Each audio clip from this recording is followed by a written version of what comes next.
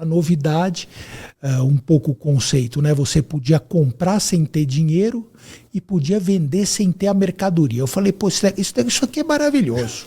Pô, isso aqui é sensacional. Eu preciso entender um pouco melhor como é que funciona esse mecanismo. Naquela época a gente nem usava o termo derivativos que a gente usa hoje. Naquela época era mercado de commodities. Então eu falei, pô, preciso me aprofundar nesse tema. É bacana, tenho a minha trajetória, gosto de mercado de capitais, mas sempre acompanhei ações. Essa novidade do mercado de commodities, mercado de futuros, me interessa muito, eu quero entender um pouco melhor como funciona esse troço. E aí a Bolsa, como estava surgindo, ela tinha sistematicamente cursos de introdução ao mercado. Aí eu vi, pô, tem um curso à noite, dá para eu cumprir minha jornada aqui na Antártica, né, de manhã e à tarde, vou fazer o curso à noite e me matriculei. E comecei a entender, entender um pouco o mecanismo, a tomar gosto pela coisa. E um dia eu estava na Antártica, abri o jornal, eu vi um anúncio de leilão, o primeiro leilão de títulos de operador especial da BMF. Putz, falei, que troço é esse aqui? Pô, me interessa. Olha, o aluguel do o título, como eu comentei, né? A minha estimativa era pagar uns 5 mil, acabei pagando $17 mil à época. E Jefferson, assim, só como curiosidade, né? Esses $17 mil que eu comprei o título em 1987, pois nós tivemos o IPO, né? Porque tanto o Bovespa como o BMF e CETIP, elas se desmutualizaram, se tornaram de associações civis sem fins lucrativos, elas se tornaram sociedades anônimas de capital fechado e na sequência abriram o capital. A BMF, esse título de operador, em 2007, quando a Bolsa abriu o capital, esse título de operador especial, ele valeu no IPO R$26 milhões. Nossa, olha que coisa. Que investimento, hein? Que investimento, né? Mas Jefferson, veja assim a dimensão que esse negócio se tornou. Uma bolsa completamente desconhecida, né?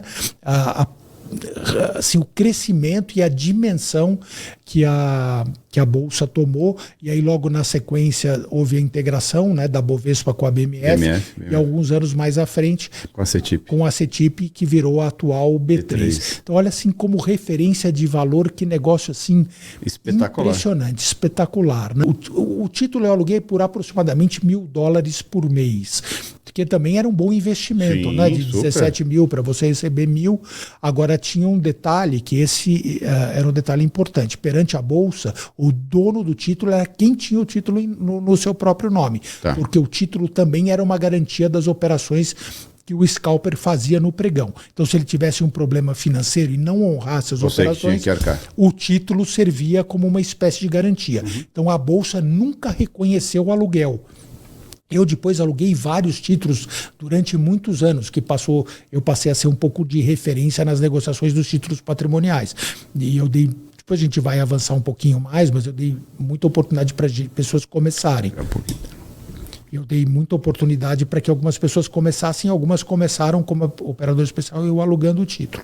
Então acabou sendo uma atividade que eu desenvolvi ao longo dos anos.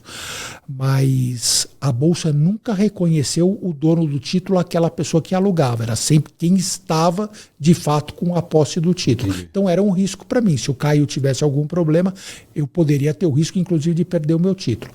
Mas olha, graças a Deus deu tudo certo.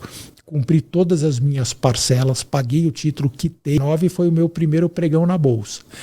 E eu digo que talvez seja uma história única, que como eu comprei o título em 87, comecei em 89, eu acabei não fazendo o curso de operador, que era pré-requisito para poder entrar no pregão. Sim. Então, o primeiro dia que eu entrei no pregão, eu não sabia nem como apregoava a compra e venda.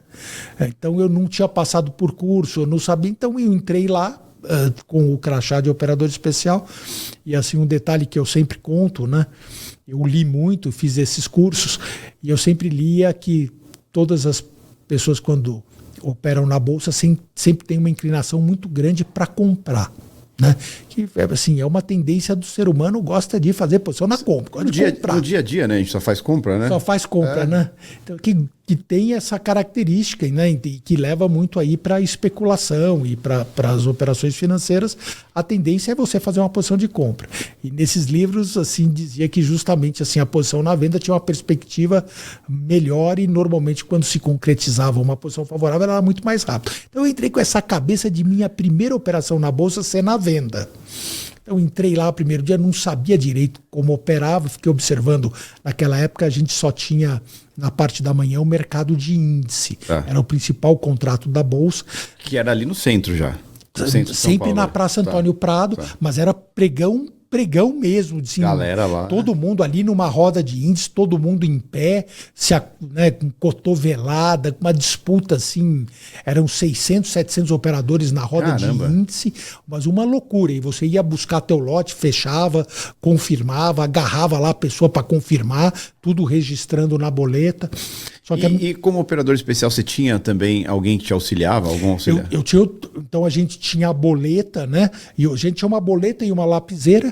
Todos os negócios que a gente fechava, a gente anotava, né, nessa boleta. Então comprei 10 contratos, né? Como eu estava na roda de índice, já era automático que fosse índice. Então comprei 10 contratos a 104 mil da corretora 45 e dava essa boleta para o meu auxiliar. Ele ia atrás da corretora 45 para fazerem a boleta, assinava tanto eu como operador especial como a corretora 45, e jogava num tobogã, e nesse tobogã era registrado esse negócio. Então esse era o mecanismo ali do pregão.